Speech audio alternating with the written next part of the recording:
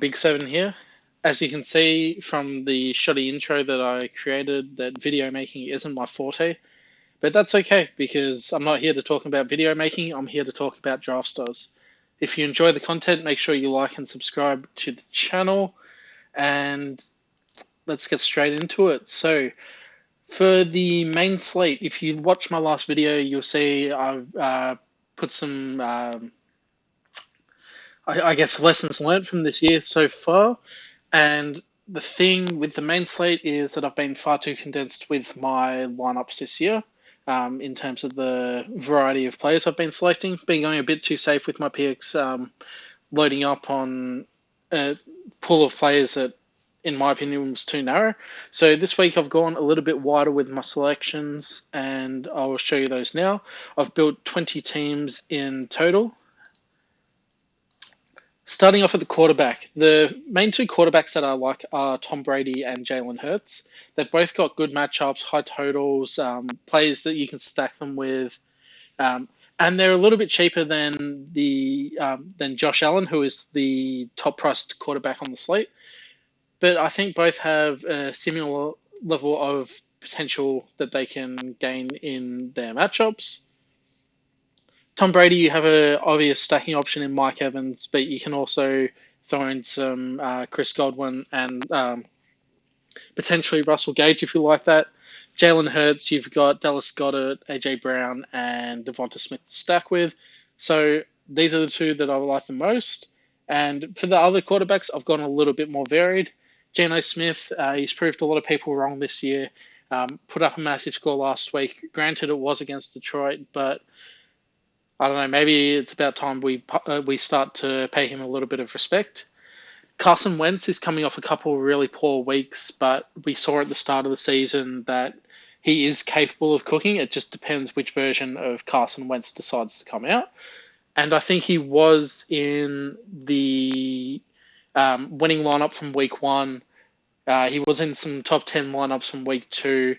Tennessee, they aren't a great side. Their defense isn't terrible, but this could be a spot where Carson Wentz decides to wake up and start cooking again.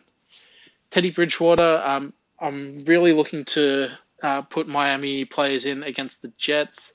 The Jets have been giving up a lot of points this week, and I don't think Teddy Bridgewater is too much of a downgrade from Tua Tagovailoa at this stage.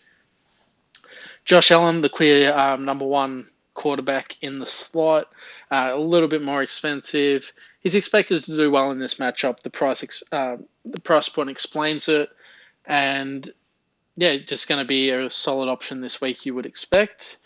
Justin Herbert, I think, is a little bit cheaper than he should be. He was expected to be a top 2, top 3 quarterback at the start of the year.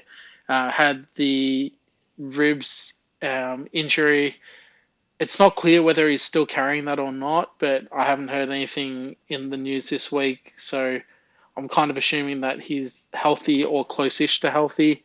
Cleveland aren't a good defense this year. They've given up points to the Jets, and I think they've given up 20-ish points to the Jets and Atlanta. So the Chargers, with a higher powered offense, they could put a score on this Cleveland team, and I really do like Justin Herbert at this, I guess, a little bit discounted price point. And then Trevor Lawrence, I think Houston and Jacksonville is an underrated shootout opportunity. Jacksonville's offense has been very good this year. They put up 20-ish points against Philly last week. Trevor Lawrence didn't score that well, though, because he fumbled the ball a bunch in what was wet conditions. I think this is a good chance for Jacksonville to bounce back and, make people sit up and take notice of them. Onto the running backs, the main two that I like are Derrick Henry and Jamal Williams. Derrick Henry, he's just not priced at a elite running back level, but he is playing like he's an elite running back. Clear top 5 running back in the competition for mine. But yet he's a bunch cheaper than Christian McCaffrey or Leonard Fournette. And Washington's defense hasn't been great this year either. And Derrick Henry has been getting more receiving work as well. Not sure if that continues. but still, he's just at a discounted price point. He's a clear value pick for mine. And then the other clear value pick is Jamal Williams with DeAndre Swift out of this game. I'm pretty sure he's out. I haven't double checked that, but I'm fairly certain. Yeah, no, he is out. Yeah, disregard that. But yeah, Jamal Williams getting the majority of the workload. Detroit are a high-powered scoring offense this year. I guess the slight concern is that it's a slower-paced game with New England playing and away from home. But I think Jamal Williams will get a ton of work and an opportunity to put up a similar point total to last week. Now I've got Nick Chubb. He's more expensive than this is the most expensive he's been all year, and you would think a matchup against the Chargers isn't great, but the Chargers defense hasn't been that flash this year. The Cleveland offense is going to run through Chubb mostly, and I think the Chargers-Browns game is a potential shootout opportunity. With Nick Chubb just getting this amount of work, his floor is pretty safe, but also he has touchdown upside as well. So I'm a Chubb believer. And then I guess I'll move into the more periphery running backs I've used. Christian McCaffrey in 4 teams. San Francisco should be a tough matchup, but Christian McCaffrey is an elite running back.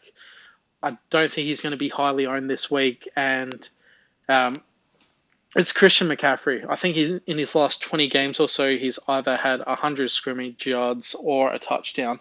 So Christian McCaffrey, he is capable of putting up a slate-winning performance, and against a so-called tough defense, I don't think he's going to be highly owned. And then these next two I should group in together, Ramondre Stevenson and Damian Harris. I haven't double stacked them at all. They're in individual teams. But against Detroit, they've been leaking points like the Titanic. They're, clear worst defense in terms of conceding points. And if you think about it, where is New England's offense going to run through? Mac Jones is doubtful. I'm pretty sure he's just not going to be playing. So, and they don't even have their backup quarterback this week with Brian Hoyer out as well. They're onto their third string quarterback in Bailey Zappi, which means while they still might throw the ball, there's going to be a big reliance on their running game. And their running game is Ramondre Stevenson and Damian Harris. So Ramondre has been getting more and more of the work. Damian Harris still a capable option at a lower price point. I'm happy with both of these guys. I'm not sure which one of them will go off. Potentially both could go off, but I'm somewhat confident that one of them does do really well this week. Leonard Fournette, only in 2 of my teams. Atlanta is a softish matchup. I guess the slight concern I had over him was that Rachaad White ate into some of his snaps last week. The amount of snaps that Fournette was getting in the first 3 weeks of the season wasn't sustainable. That being said, he's still a really solid option in a soft matchup. More than happy to have a couple of him. And then I guess the last 2 dart through running backs, I've got Devin Singletary, who might be the main back in Buffalo. They're certainly treating him as if he is at the moment. And if he is, he's pretty underpriced. I'm just not 100% sold on that Buffalo backfield and what they might do with it. I'm sure they're going to integrate James Cook in there at some point. Zach Moss is capable of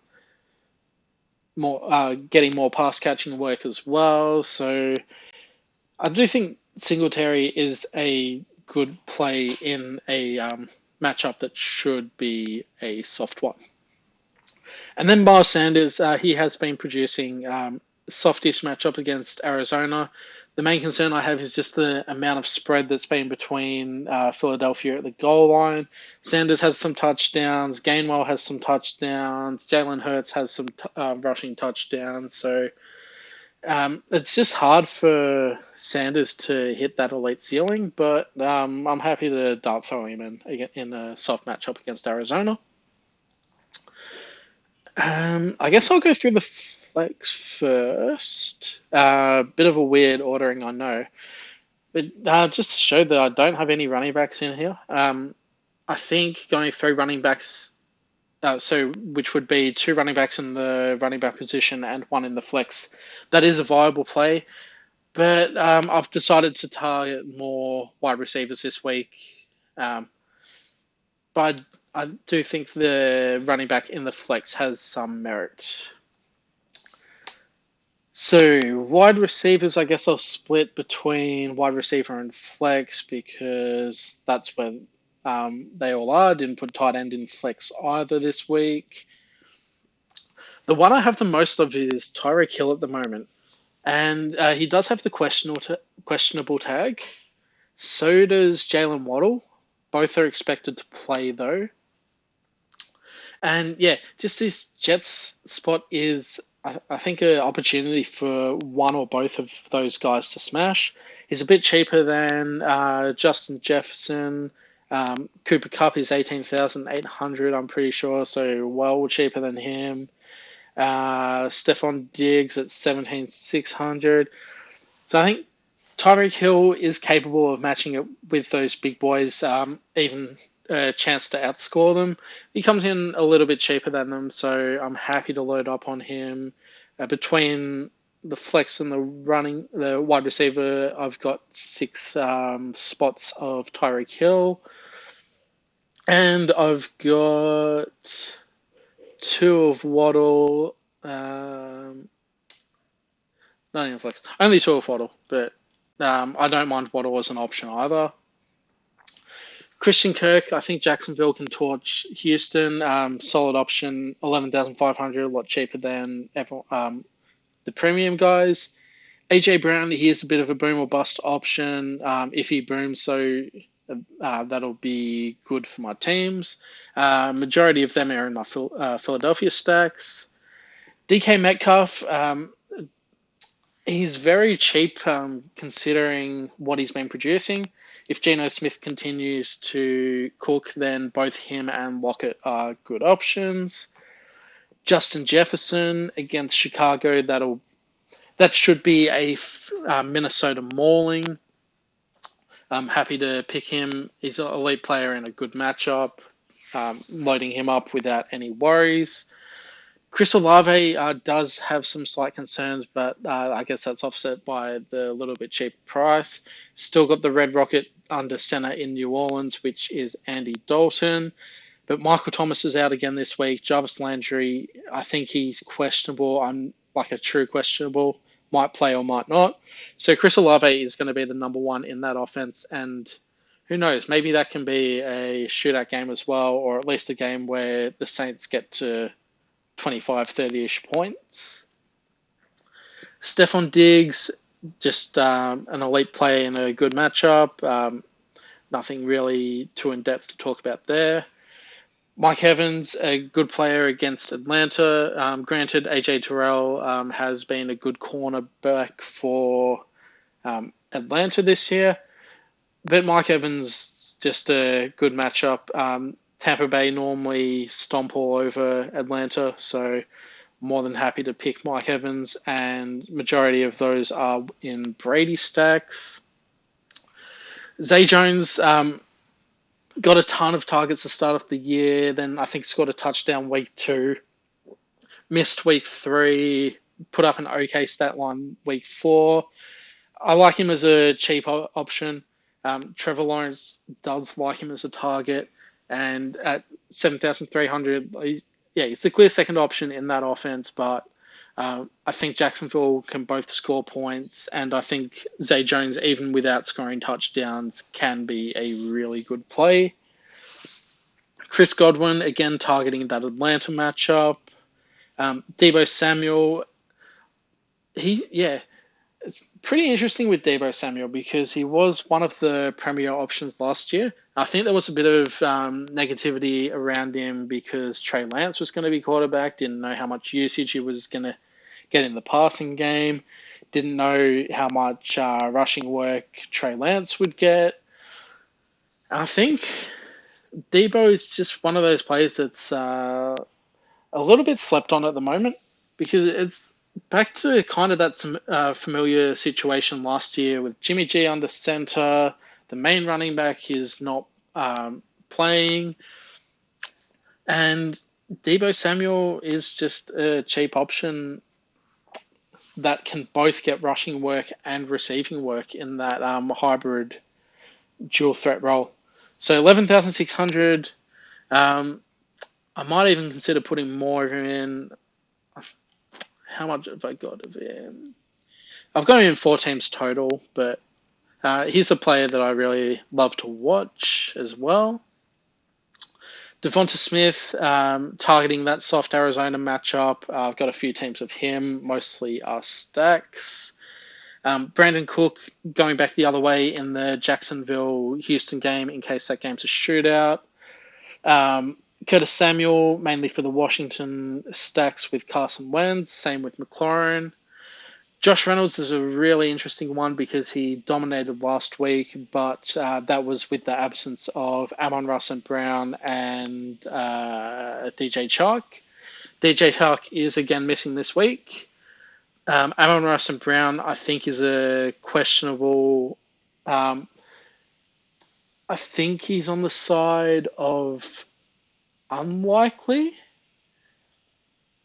That's that Amon-Ra situation I'm going to be monitoring up until kickoff though. If Amon-Ra misses, then I'm putting more Josh Reynolds in. Between the wide receiver and the flex, I have him in 5 teams, but I think he is the premier 6K option. Let's talk about the other 6K options I've got. George Pickens has shown a rapport with Kenny Pickett, who is going to be quarterback for Pittsburgh this week. It's a tough matchup, which is why I haven't loaded more of him at 6K. But Pickens, I think, can get a ton of work this week. The matchup will deter people, but he is clearly value to me this week. And then the other 2 value options I've really gone for, wide receiver, DeAndre Carter and Joshua Palmer. Again, looking at that Cleveland game, and I think that can be a shootout. Justin Herbert under center, who knows, maybe these guys can catch a couple of touchdowns as well. And then kind of just jumping all over the place again, Mike Williams again looking for that matchup. Terry McLaurin in the stacks with Carson Wentz. Jalen Waddle mentioned him before. And Cooper Kupp, who I've got one of in the wide receiver spot, but more of him in the flex just because they play that later game. You really got to pay up for him this week, but it's Cooper Kupp.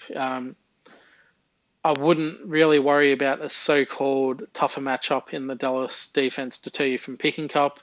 That LA Rams offense is Cooper Kupp and Cooper Kupp only at this stage. Other flex players that I didn't mention. I've got a dart throw on Garrett Wilson as well. I'm not sure which Jets wide receiver ends up being that alpha dog. It could be split between Corey Davis, Garrett Wilson, and Elijah Moore.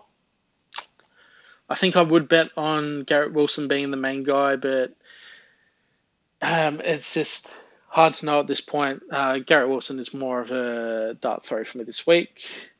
And then I've got a team with Tyler Lockett as well. Again, that looking for the Geno stack. Tyler Lockett is pretty underpriced and capable of putting up a big game. Onto tight ends. I've only got 5 of them this week. Maybe a little bit narrow, but I am pretty keen on the top 4 guys that I've got in here. Tyler Conklin, I don't understand how he's still at 5K. He has a established floor that didn't change with Zach Wilson coming back this week. I think he's put up like 8 points in every game, and I'm not sure what it is now, but if you looked at the rankings through the first 3 games, Tyler Conklin was a top 3 tight end. And so still at a basement price, he's just a clear value and enables you to build heavier at the rest of your team. Dallas got it. A lot of them in my Philadelphia stacks, but also as a standalone option, he is a good option. Philadelphia should torch Arizona this week, and Dallas got it a little bit cheaper than I expected, and maybe going under the radar a bit as well. TJ Hawkinson, I'm a week too late on this because he absolutely exploded last week. But still, if Amon-Ra is out, then TJ Hawkinson should be a big receiving target once again. He is the most expensive tight end on the slate, but he's only 10K, so more than affordable, easy enough to fit him in. I've got a couple with Tyler Higbee, has been getting a ton of targets. He's the clear, yeah. The LA Rams offense is Cooper Kupp, followed by Cooper Kupp, followed by Cooper Kupp. And if Cooper Kupp is like in quadruple coverage, then Tyler Higbee gets the ball. Got a couple of teams of him. I don't think he's scored a touchdown yet this year, but he has been getting targets and receptions. So maybe a little bit of a sleeper here and potential to put up a big game. And then I've got a Pat Freiermuth game. Again, Kenny Pickett looked... Yeah, when Kenny Pickett played last week, he looked towards two targets mainly. That was George Pickens and Pat Freiermuth. Pat Freiermuth was cooking with Trubisky under center as well. Hopefully that continues with Kenny Pickett there also. And then onto the DSTs. I've gone quite varied this week. I think there's a number of good matchups you can target. San Francisco against Carolina, Baker Mayfield, and the Carolina offense has looked woeful this year. Meanwhile, San Francisco absolutely dominated Matthew Stafford last start and are one of the premier defenses this year. I'm happy to pay up for them, as I am pretty happy to pay up for all of the defenses listed here. Haven't gone for any of the 4K ones just because I don't see any real value or matchups to exploit. Next one I've got is the Bills. Kenny Pickett making his second start in Buffalo. It could be a really tough matchup for him. He threw 3 picks on his debut. Granted, he did look better than his stat line, but still, Buffalo is a tough place to play, and their defense is a good one. So they could end up feasting on Pickett. Vikings against Chicago. I mean, Chicago don't really have an offense. That's pretty much all I need to say. They don't really have an offense. Vikings should keep them to a low score, and I think the Vikings defense is fairly solid as well. Not going to be like a super top defense this year, but I think it's a kind of middling-ish defense that is a chance to feast in a good matchup. The Bucks against Atlanta. This is mainly due to the Bucks absolutely dominating Atlanta in recent history, and their defense hasn't got any weaker between last year and this year. They're just a really solid defense, and Mariota could be taking a lot of sacks and throwing a lot of picks. I've got the Jags against Davis Mills. This could potentially be a shootout, so maybe the Jags is a little bit of a trap, but Davis Mills might also shut down as well. The Jags defense has been good this year, and got a couple of teams backing that to continue. And then if you really, really, really can't pay up for any of these top 5 defenses, then the one I've kind of settled at a bit of a cheaper price is Dallas, going up against the Rams, who just gave up a big DST score to the 49ers. And that Dallas defense is, I think, really solid this year. Got Micah Parsons there, DeMarcus Lawrence, Trayvon Diggs. There's a lot of pieces in defense for Dallas this year. And if Stafford struggles once again, then this Dallas defense at a discount is going to be a really good option. So, yeah, that sums up all of the teams that I've gone for. All of the players that I've gone for. Hopefully that helps you in some way. If there's any players that I haven't picked but you think I need to consider, then make sure to drop them in the comments. And good luck for this main slate. I'm pretty confident that I'm going to win this week. No, I'm just kidding. But good luck for the main slate. I hope you do well and look forward to seeing you back here for the next video on the channel.